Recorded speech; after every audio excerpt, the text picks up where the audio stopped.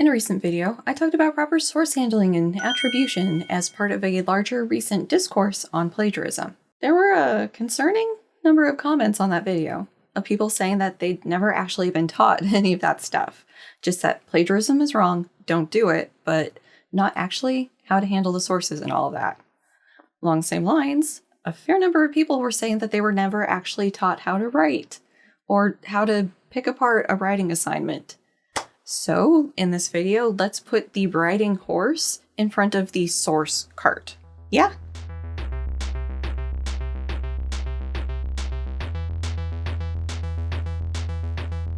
This video made possible thanks to the continuing support of viewers, patrons, and PayPal pals like you.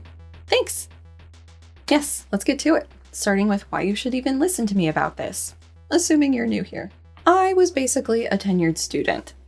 Said another way, I spent enough time in school to earn myself a PhD in cognitive psychology, in case you're curious. Hi, welcome to my channel. In that time, I not only did a lot of writing myself, but I also taught, from labs to courses. For a little bit of indulgent icing, I got a couple teaching awards during my time adjuncting and also have a teaching certificate under my belt. So, TLDR, this is my jam. I know what I'm talking about.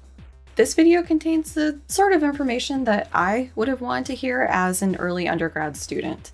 What is the quickest, easiest way to get a writing assignment done well? Yeah, I'm going to try to get the sweet spot between time, work, and quality. There is a balance here that you can find, I promise. Also, I guess Illuminati confirmed. Because of my specialization, we're only going to talk about the APA format in this. A huge chunk of this video is going to be on the APA lab report because that is a staple writing project for many a psych undergrad. But we'll also tackle shorter writing assignments or research papers or longer writing assignments too. Some other fields use APA format, or other ones like MLA or Chicago are also used, just for completeness and clarity.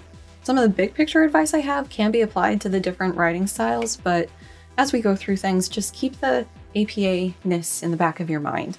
And because of how my brain works, this advice is going to be very in the detail trees, not necessarily out to the big picture forest. Some people gravitate towards talking about the big picture aspects of writing, and I am not one of them, as evidenced by what I tended towards talking about in this video. So this is going to be very much in the trenches. How do you write that paper with the assignment in hand? What sort of tips or advice can I try to impart onto you for things that you can pick out from the assignment or from the grading rubric that will help you write the paper easier? So we're going to cover how to get started with the assignment, how to get your research on, and some general stuff about writing. There are 3 sister videos linked in the description box that give you some more specifics on the templates I made for you to use. Because yes, I made you guys templates because I love y'all that much. Please like this video and subscribe and all of that. So there is a Google Doc version, a Microsoft Word version that is downloadable through Fourth Wall. These are all free. And also a LaTeX template on Overleaf for you to try. And I would really, really encourage you to at least have a look at the LaTeX template. It's a really robust, free program that once you get past the learning curve can do so much. It's set up on Overleaf, which is an online editor website, so you don't even have to worry about installing anything. And pulling together the Google Doc, but especially the Microsoft Word template, I was getting flashbacks to why I bothered learning LaTeX in the first place. But hey, they're there if you aren't willing to succumb to the LaTeX siren call. And one last little thing before we get this party started and I forget, I also have a how to study video linked in the places if you happen to like how I give school advice. Right.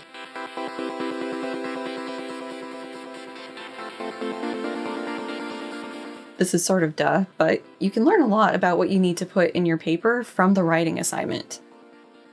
A well-written one, at least. There should be info for you on the general format, length requirements, and all of that. If it's not in the writing assignment, and you've also checked the syllabus because some professors will hide it in there, you can email your professor or TA and ask them for that information. It's totally fine. If you're given a non-specific length requirement, well, I don't know if this analogy has died yet, but my original grad advisor would tell students, think of the length like grandma's nightgown. You want it not so long that she trips on it, but long enough that it covers everything important. So clever, Dr. Putz. Could we get something a tad more specific? He always looks so pleased with himself over that. If you're given direction like that, hopefully everything we're going to go over in this video will help you sufficiently cover Grandma's bits. I have a couple example assignments that we'll work through to illustrate how I dissect these and the sorts of information that I'm looking for. And we're going to do it this way because my advice basically boils down to read the assignment and pick out the relevant parts, which just, I know, is not incredibly useful advice on its own. I have a couple for Intro Psych, and for the upper level courses, I have one from Perception and Cognitive. And I'll just mention that the only one of mine in here is from Cognitive. So you'll see some variety in how different instructors present assignments and also how they grade them. The first one was the first paper for an Intro Psych course, which was largely assigned just to get students thinking and writing. Skipping down to the grading rubric, we can see it doesn't have many specifics to guide the writing process. Having specifics in the rubric makes writing the paper so much easier, but it does come with a slight educational opportunities cost. If you're given the fully detailed rubric that you're going to be scored with, if you're a crafty student, you can essentially just write to the scoring criterion. And from the instructor's perspective, if you have at least a handful of students doing this, that makes grading that stack of 100 papers so much easier. And you're also trying to give them as much guidance as you can without just writing the paper for them. However, doing this is somewhat robbing students of an educational opportunity in that they aren't getting the experience of trying to pick apart the assignment for what they need to include.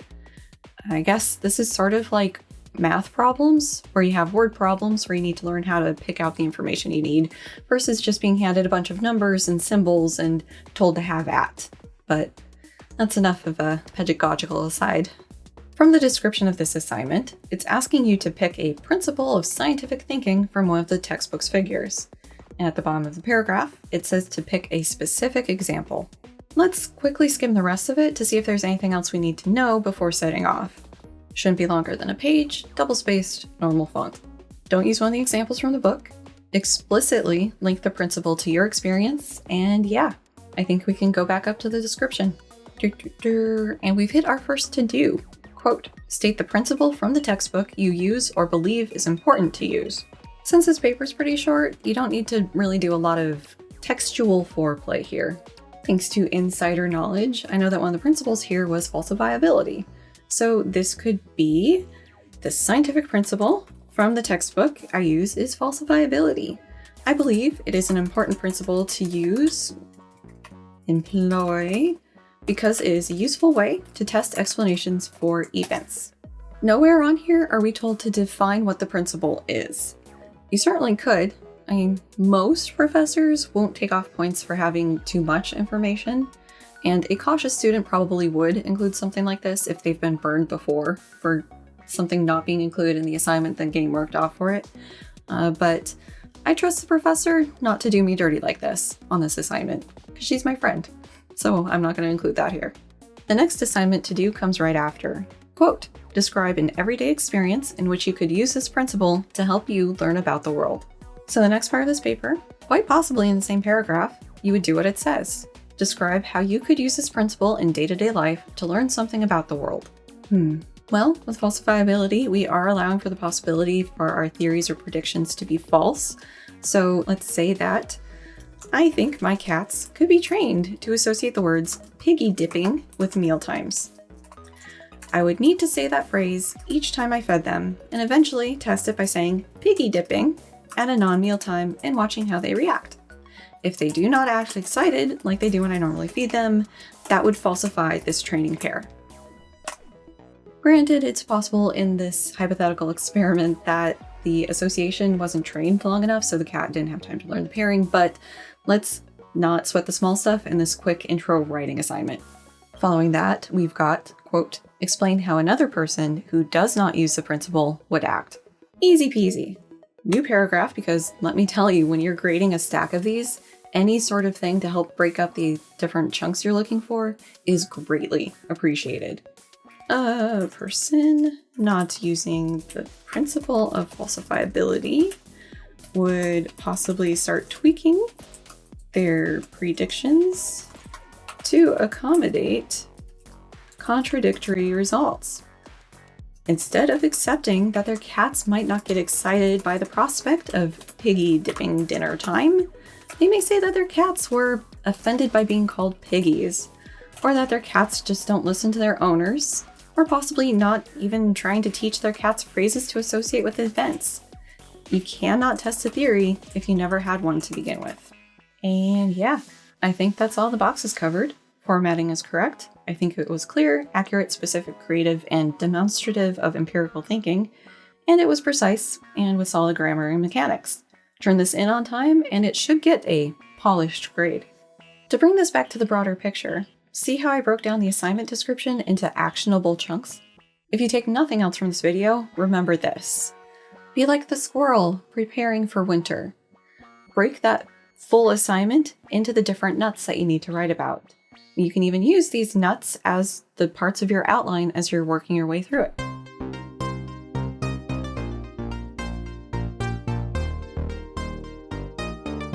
The second assignment is also from Intro Psych, but further along in the semester, so there are higher expectations. We won't go through it point by point like we did the previous example, but I will still help you find those nuts. Also, do you like my sweater? It's new. Merch store. Alright, so this time we've got a purpose behind the assignment. We are needing to practice doing a science, which we can hopefully then apply to things we read elsewhere. We're getting specifics for what level to target the writing at. Someone in higher ed who isn't an expert in psychological research. This non-expert audience is generally assumed for the higher level courses, I think. It is helpful to specify for the intro students though. You'll see this with the other two assignments that this isn't even specified, it's that much of an assumption.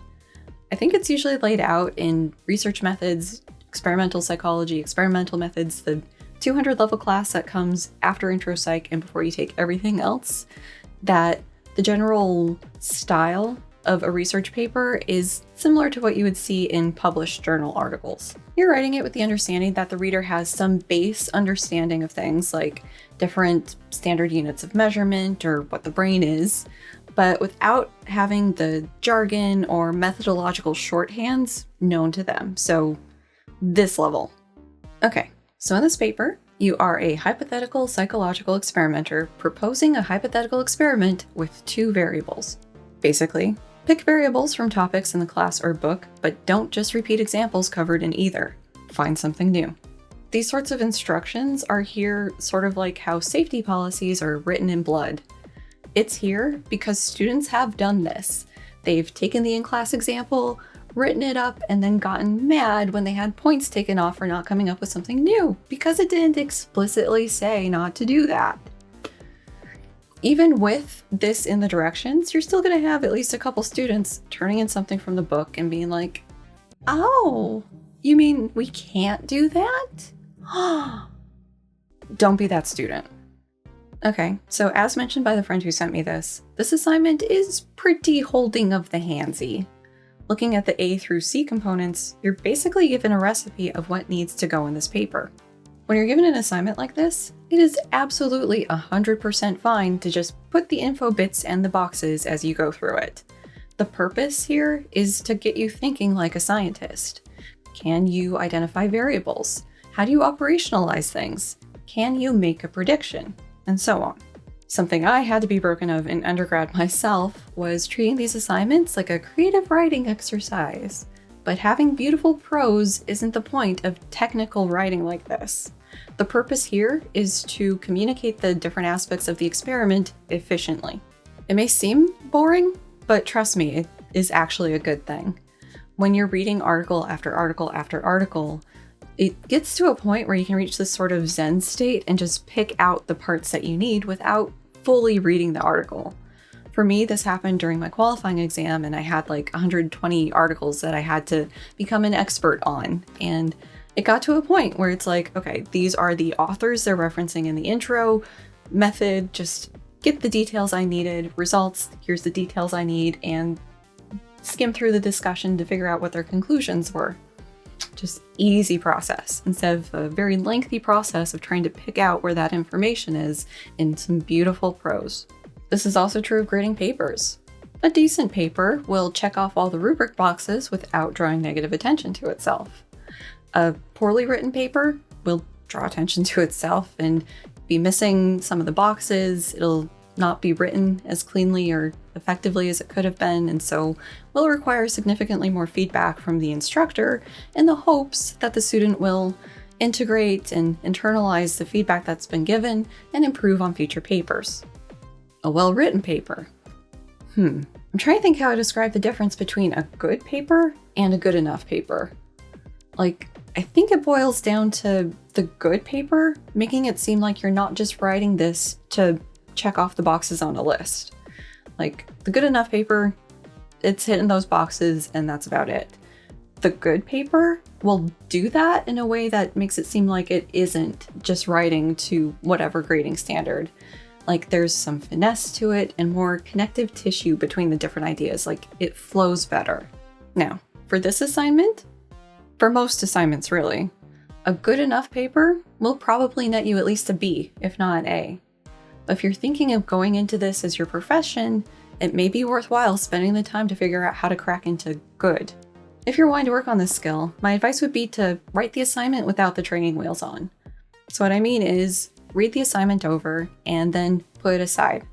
Try to write it without that in front of you, and then only when you have the paper done, go back through and check the assignment or the rubric or whatever to make sure that you have the information there. I'm not sure I really have anything to add about this assignment. If you're given something this explicit, it's okay to follow the directions closely. Whoever's grading it will appreciate that, trust me. But I guess I should say that it needs to be written as a paper. Don't turn in something where you've basically filled this out as a questionnaire unless you're aiming for a low grade. And yes, I've seen that done.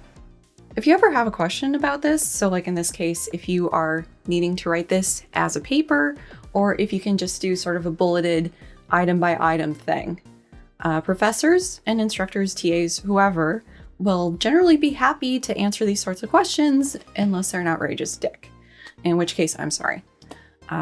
Generally, the instructor would rather answer the question so the student can make their best attempt at it instead of spending 10 or 15 minutes grading something and just getting more and more frustrated because it's not what it should have been. Ow.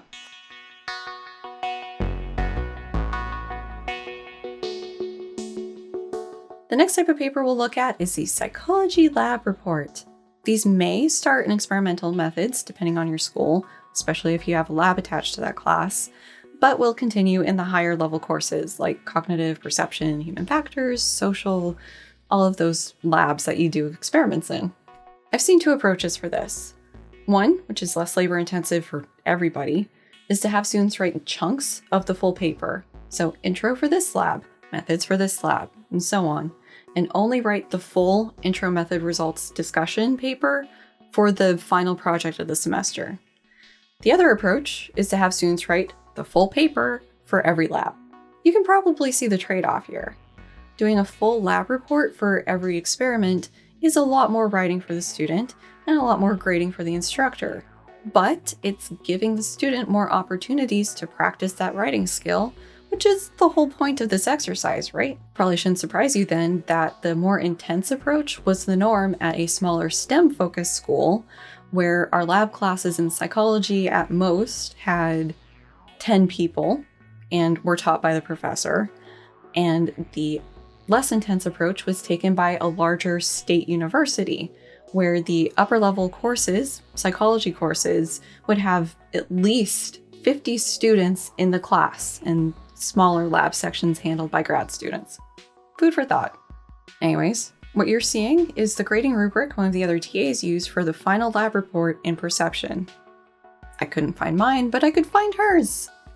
No. It's a pretty standard checklist of things that should be in an APA format research report.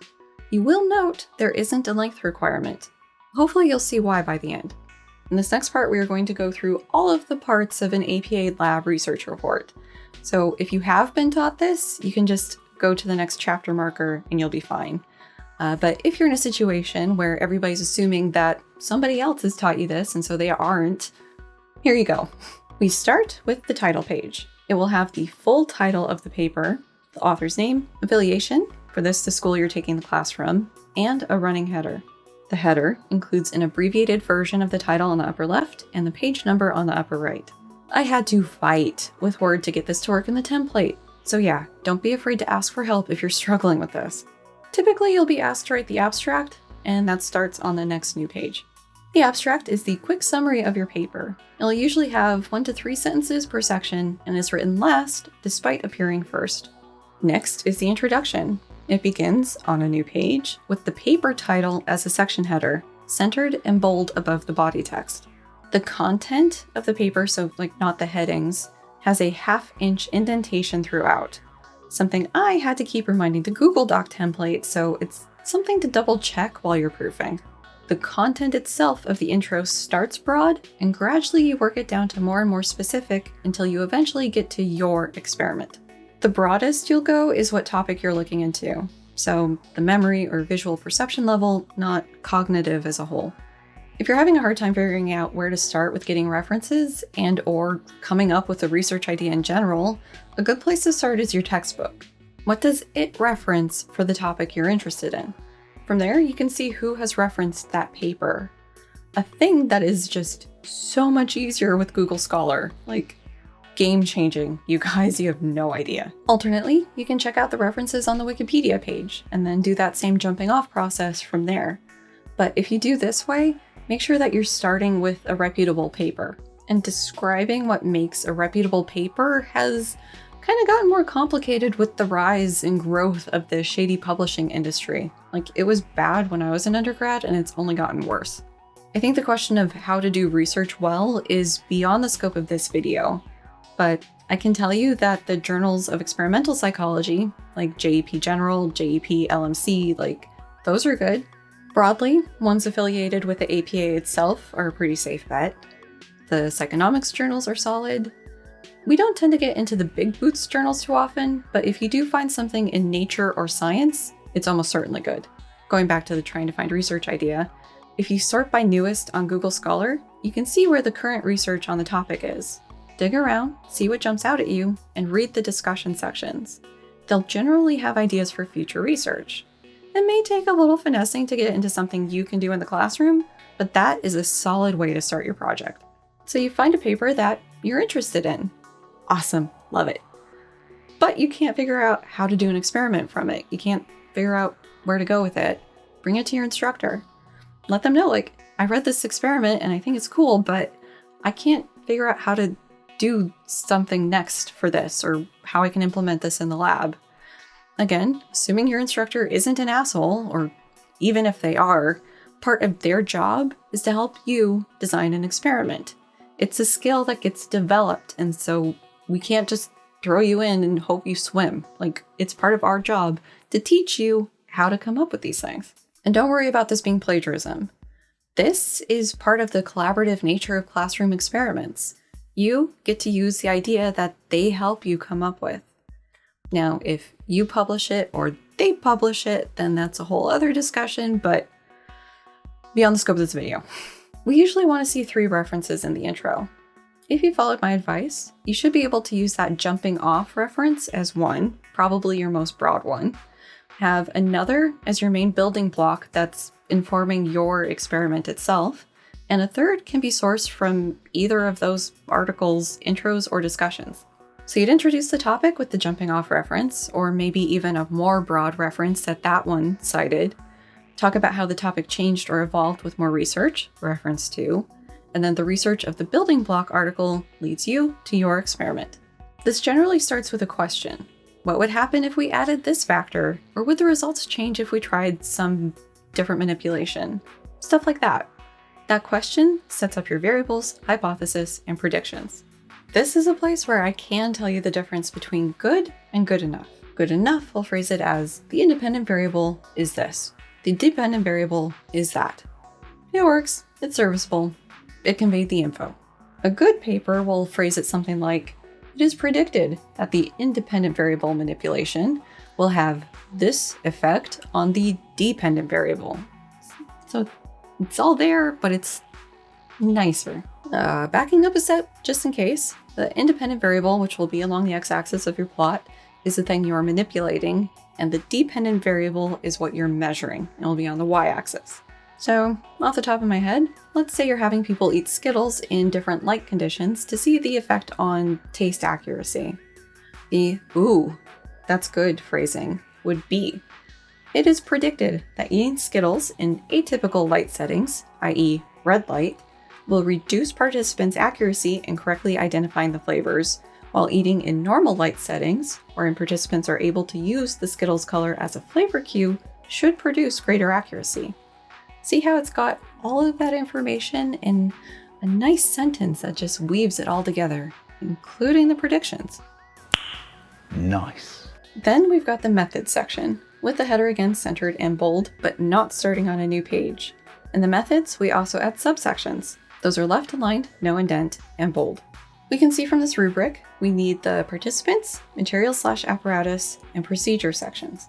In the participants section, you describe your participants. Officially, age is usually given as a mean and range, although sometimes it's forgivable to use a proxy in a lab setting for age, like upper-level psychology university students, because it can be awkward as fuck asking your classmates for their age, especially if you have a non-traditional student in your class. This is something that would be good to ask your instructor, how you should handle this. Usually they'll tell you to either do the less awkward thing because they also don't want to have to deal with that, or they'll just get everybody's info for everyone to use. The first 3 points are usually done as a kind of clunky sentence. So something like 10 University of wherever cognitive psychology laboratory students, mean age 20, standard deviation 0.5, females equals 5, males equals 4, non-binary equal 1, participated in this study. One student, male, was excluded for color deficient vision. A within design means that all participants experienced all manipulations, and a between design means they only got a subset. Continuing with the Skittles, this could be a within design, which would be indicated as all participants experienced all light conditions. For between designs, you need to specify the different bins people experience conditions in. So maybe in addition to Skittles, you also have different people eating weird jelly beans with surprising flavors in the light settings. So then this would be described as a 2, light setting, normal versus atypical, by 2, candy type, Skittles versus jelly beans, design. But for all these Skittles experiments, unless your instructor's sleeping on their duties, you need to have a counterbalance to make sure that there's not some order exposure effect happening. Like, it's possible that if people eat Skittles in the normal light setting first, their accuracy will be enhanced in the weird light setting. And you won't know if this is happening unless you do a counterbalanced order to check. For the Skittles only version of the experiment, you would have a 2, light setting, normal versus atypical, by 2, order counterbalance, normal to atypical versus atypical to normal, mixed design. And it's called mixed because you have both within subjects, so everybody's eating the Skittles in all of the conditions, but you also have between aspects, so the order that people are experiencing the conditions in. So it's mixed. So then for the 2 candy experiment, where some people eat Skittles and some people eat jelly beans, you're gonna have fun with the stats later, you would have A2, light setting within normal versus atypical, by 2 between candy type, Skittles versus jelly beans, by 2 order counterbalance between normal to atypical versus atypical to normal, mixed design. And that last factor, if you have people eating both the Skittles and the jelly beans, it would be by 4, because you have to counterbalance at the order that they're eating the 2 candy types into, and it's a mess. And that's the point the instructor should step in and get you to simplify things. Because with the average lab size, you're gonna have 2-ish people per bin, and there's no way you're gonna have anything fun, meaningful to do with the data. But if I had a student who was absolutely married to doing this experiment, I would tell them that they needed to run enough people to have at least 5, if not 10 people per bin. And at that point, either the student realizes how much extra work it's going to be to actually get all of the data they need, or they fully acknowledge it's going to be that much work and they do it anyways because they're curious and they want to know. And honestly, I love when people get excited about their experiments. We stan. Next, you describe what you used in the experiment. A lot of times in cognitive, this will be a slideshow, worksheet, or video, or something of that nature. So you would just describe what was in or on it, like the word lists, possibly the timing things were presented at, how the worksheet looked, things like that. In perception, this can sometimes involve some of the lab equipment we use during the semester, so that's where the manufacturer model becomes more relevant. Because you need to include the replication info, it's okay to include your stimuli as a table, or if you're feeling particularly fancy with your loads of items and the instructor allows it, an appendix. With the skills example, it would be good to have the list of flavors used from what type of pack, and the visible color of the candy coating under normal light conditions. To give you an idea of how overboard you can go with this in a good way, you can try to get a more standard idea of the colors of those Skittles in the 2 lighting conditions. So you have your Skittles, normal light, atypical light. Take a picture with like your phone with the color correction turned off. That part's important because otherwise it's going to try to pretend it's under white light, which just will not work. So then you take those pictures, put them in Photoshop or GIMP or some other photo look tool, use the eyedropper or color finder or something, and get the RGB values of the light coming off those Skittles. And then you put that in your table. That would be the great move to do. The procedure basically details what it was like for a participant in your study, from start to finish.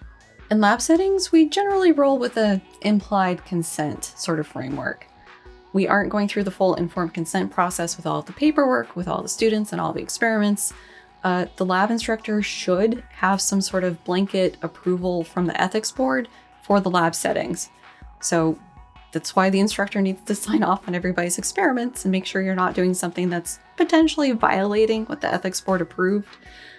So that's why they can sometimes have their hands in a little more than you might like, but they're just trying to make sure everything's above board and nothing sketchy's going on. For the basic skills experiment, because your instructor wisely advised you to keep the scale back a bit, you would need to include that participants were informed about the nature of the study, that they'd be eating Skittles in 2 light conditions, and asked to identify the flavor. And maybe the color too, why not? Maybe you'd have it set up so that they would eat the Skittles as randomly chosen by them out of a paper cup in their first light condition, identifying the flavor and the color of the Skittle with each one. Then they would repeat this process in the other light condition. You could control the order they ate the Skittles, but if I was your instructor, I'd honestly tell you to just have them randomly do it because that extra layer of counterbalancing isn't worth it for a lab, in my opinion. Plus, it gives you an easy thing for the limitations section later. You would need to include information about how they got those answers to you. Did they fill out a worksheet, or were you recording their answers? Also, think of things of like, were there time constraints on how long they had to chew each Skittle and or think about it?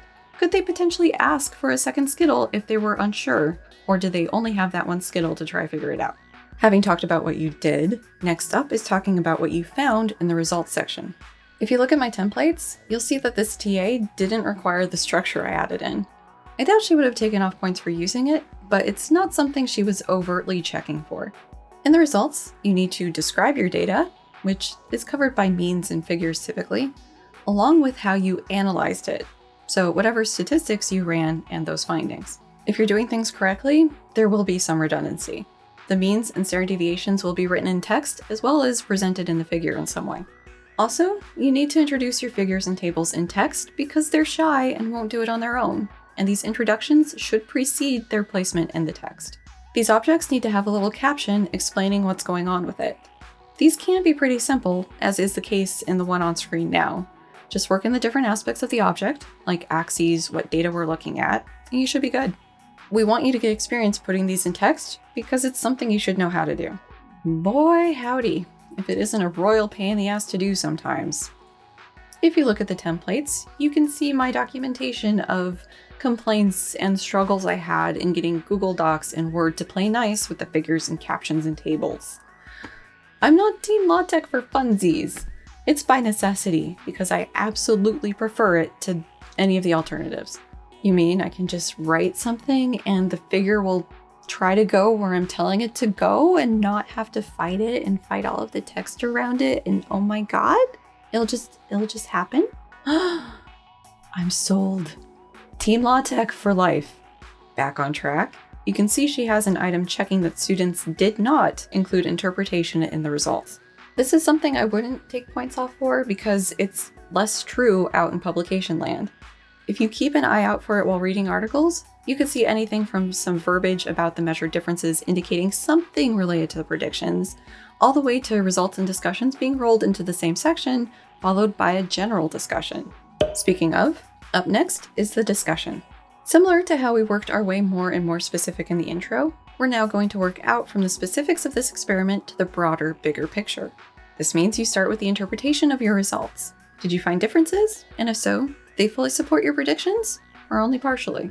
If you didn't find significant differences, what does that mean for your hypothesis? The next place to go is to relate your findings to the building block reference. Are you able to expand the work from that paper? Or did you perhaps find a potential boundary condition for their theory? However, it's important to couch your findings, or lack thereof, in terms of your experiment's limitations. One very common to undergrad labs is a lack of power. Reaching a statistically significant effect is hard when you're running on your lab mates. All 10 of them, maybe 15. Also, in cognitive and also in something like social psych, it's pretty common for your participants to be naughty little participants and not just doing the experiment they're told to do.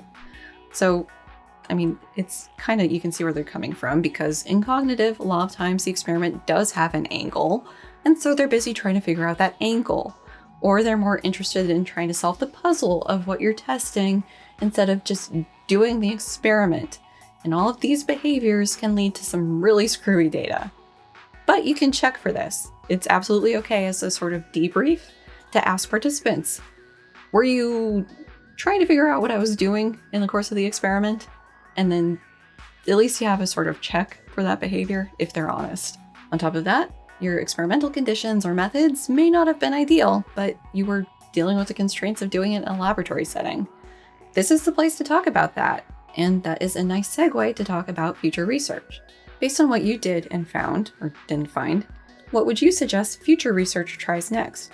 In addition to fixing things that could have gone better in your experiment, you should also try to link this back to your references. Combine it all and think about what the next steps could be, or what questions should be approached moving forward. Finally, for the written content, you tie it up with a nice bow by briefly reiterating all of it. The topic, your question, predictions, results, and importantly, the big takeaway from your experiment. Then on a fresh page will be your references. So the different programs I set up the templates for all have some automation built in for this. So as long as you set up the references in the managers correctly, it should auto-generate for you. Although you might have to do some things to make it auto-generate for you. However, the case certainly can be made for something like this, where it's a one-and-done project, to just do them manually.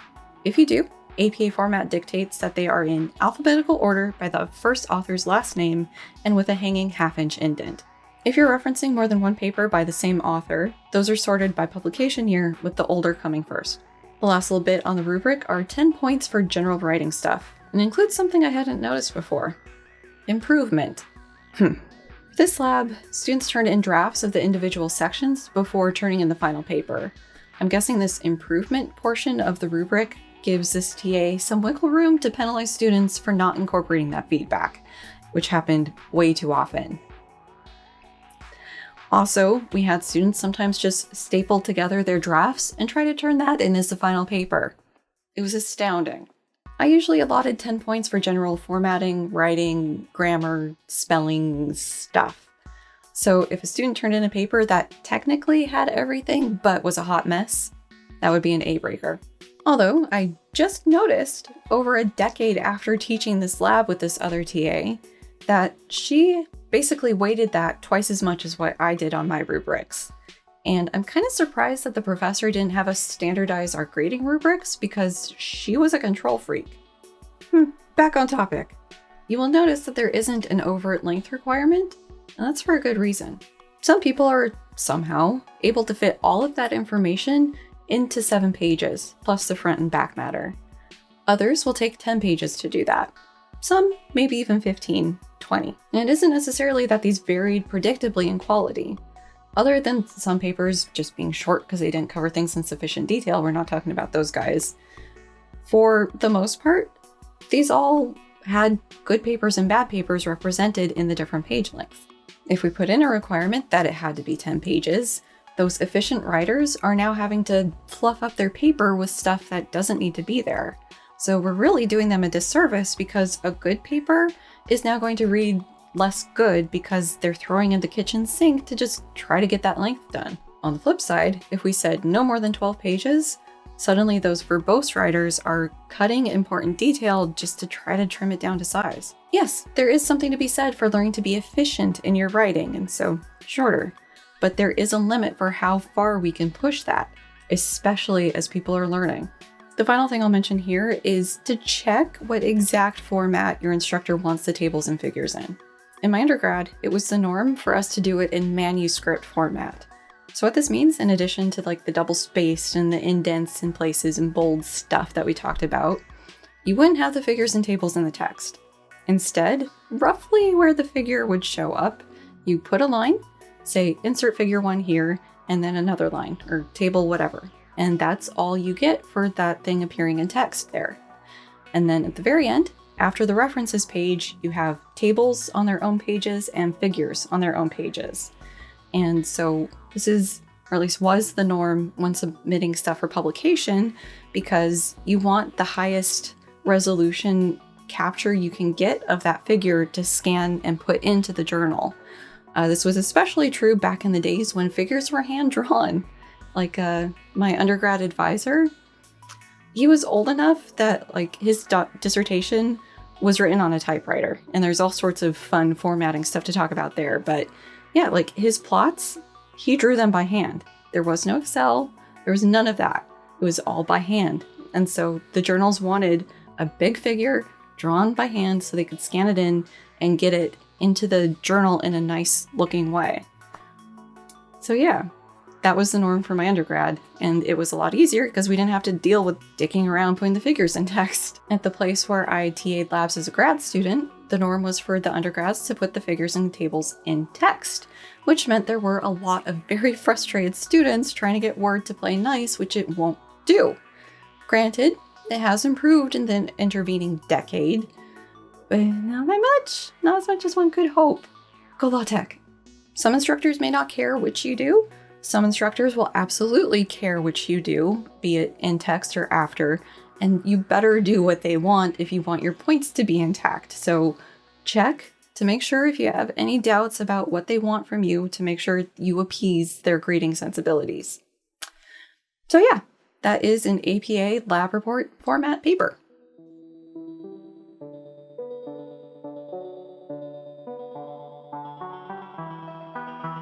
The last assignment we'll go through is the only one of mine in here, and it's the term paper I gave my cognitive class. So students were given the assignment and a part of a lecture talking about my expectations and what I wanted out of it, as well as the rubric towards the start of the semester. At this school, if students wanted a BS instead of a BA in psychology, they had to do an undergraduate thesis. My intent with this was to give them something that they could shape into their introduction for their thesis if they wanted to, or at least practice writing something similar. As described in the assignment, I explicitly wanted them to do something similar to the advice I gave for the research report. Start with some foundational paper for their topic of interest and build from there. So, for example, the one coming to mind, in part because it was the topic of the heavily plagiarized paper I talked about in the source handling video, is the Stroop effect. A fun effect that informs us a bit about information processing of words and color. The basic paper in this case would be the original paper from Stroop about the effect. The way I wrote this assignment, after figuring out broadly what I wanted it to be, was to write the rubric first, figure out the point allocation for the different components so I would be able to describe where I wanted the emphasis placed. As you can see, I put the most emphasis on that first paper. The other two references were collectively worth about as much as that first paper. With the rubric done, I wrote the assignment. I tried to basically explain what the different parts of the rubric meant, albeit without saying that's what I was doing, as well as share some ideas for things they could explore in the paper. If we compared this assignment with the full-length intro assignment, you can see how less overtly directed this is. There is still an aspect of that, in that some students did write to the rubric, and that they filled out the boxes in order without much connective flair. And to be clear, that's a perfectly reasonable strategy for this assignment. It made grading it a breeze. For those students, just going through the rubric and checking off that they had the various items with a point here or there where they could have done it better. I will caution you that doing that will leave you with a paper that is good enough and not good. Like, I remember the best paper I graded for that class because it was that good. Like, it was a pain to grade because I was having to jump around to the different sections of the paper to check off that she did those things, but it was a freaking good paper. Like, it's something that didn't seem like it was tailor-made for this class. She could have easily used that as a part of her grad applications as a writing sample. It was that good. If you are thinking of submitting a writing sample for grad applications or other purposes, don't give them a good enough paper, give them a good paper. You want to show them your best. Also, just to throw in some random advice because it's relevant, if you're submitting a writing sample for anything, it's perfectly ethical to integrate the feedback you got from the instructor on that writing sample before turning it into whatever application. You don't have to turn in the as you turned it into the professor but not incorporated feedback version. It's fine. You can incorporate the feedback, make it the best paper it can be, and then hand that over. I know this was definitely something I was concerned about when I was applying to grad school way back when. So you're good. Having gone through those assignments, let's now tie it all back together. With the inside info for the development of that fourth assignment, you can see how you can suss out a fair bit if you're given access to the rubric. First, and most obviously, what needs to go in the paper? Second, where the emphasis is based on where the points are being allocated. The first assignment, the quick one-pager, weighed the content the highest. Can you demonstrate that you can apply a principle of scientific thought to day-to-day life? We generally think of the formatting points as a bit of a gimme, as in this should be something you can do even if you don't grasp the content, but that certainly isn't always the case.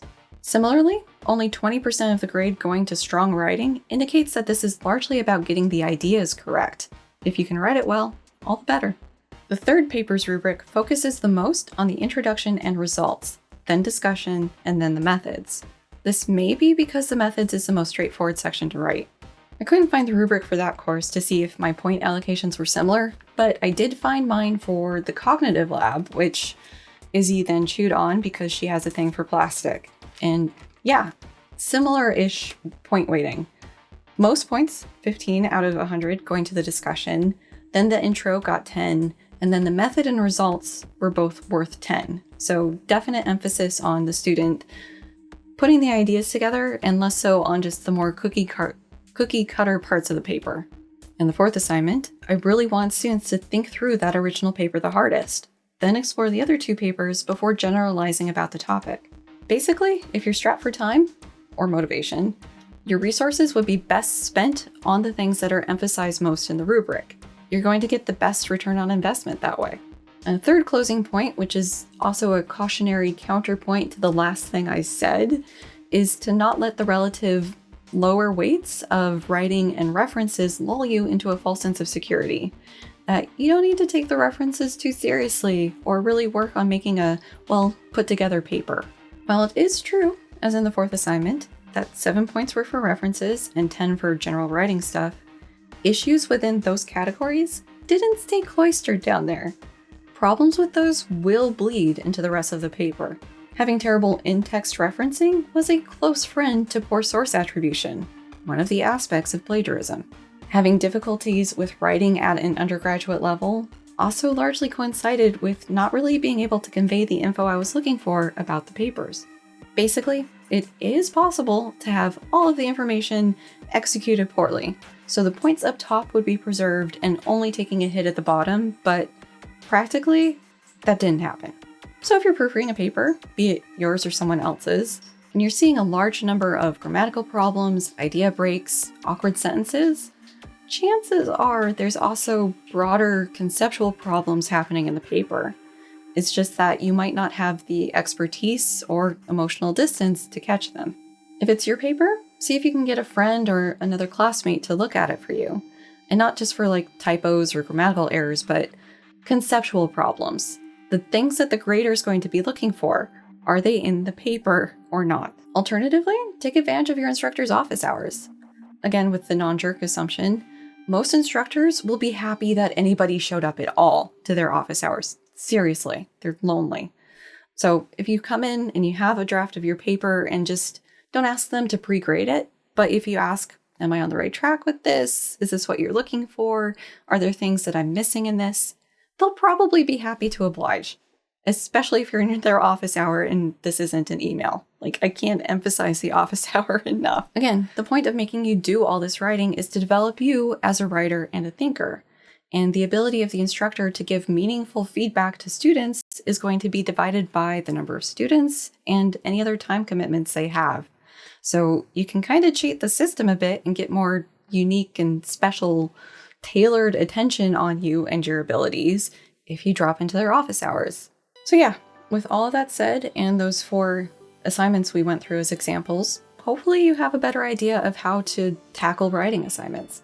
Writing is a skill that develops with effortful practice. The same is true with figuring out what an assignment is actually asking you to do. For a lot of my time early in undergrad, I kind of felt like I was just flailing around and just putting words in an attempt to get them in the right way to hopefully get a good grade. It got easier when it just became book or lab reports, because that was a format I could understand. Now, having been on the flip side, as the assigner and grader of assignments, instead of just the writer of them, it's a lot easier to break apart an assignment and figure out what's needed from that. Hopefully, some of that's been conveyed today. The last little bit I have here is just something that's helped students in the past, so I'll say it again here. It's totally okay and perfectly natural for some of us to feel like you have zero idea what you're going to do when you're given an assignment, or when you're looking through a test for that matter. The ensuing panic sucks, but it'll pass. If you find yourself in this situation, my advice is to read through the assignment or the test entirely, let your brain and body do what it's going to do, and then approach the problem again. My personal experience with this is that even while you're in that freakout phase, the wheels are starting to turn. I'm starting to pull together answers in my head, the relevant information pathways are becoming active, and when I'm ready, I'm able to make use of them. This would even happen to me in grad school, like during my qualifying exam, which was a week of writing. Literally 7 questions in 7 days. I got the questions in an email on Friday and proceeded to go down to help put groceries away in an absolute disconnected, panicked haze. There was no way I was going to be able to answer any of those questions. Fuck! But I could. The different pieces started to fall into place. I broke down the questions into the different nut trees I needed to think through, and then for each tree, what were the different nuts that I needed to address in my answer? And then I set to writing. It can be daunting to write, staring at a blinking cursor on a blank screen. So fill up the blank space. In notes to yourself that you will delete as the paper comes together, outline the different parts that you need to write. It's a lot easier to write those different sections with that structure instead of trying to write everything from scratch. And if you get stuck, ask for help. Other classmates, instructors, whoever, especially during office hours, remember. If something isn't making sense, ask for clarification. If you're not sure you're on the right track, check with your instructor to see that you are or not. And if you're stuck from some form of neurodivergence, definitely look into help for that. It's becoming much more the norm for schools to have some sort of office to help students with these things.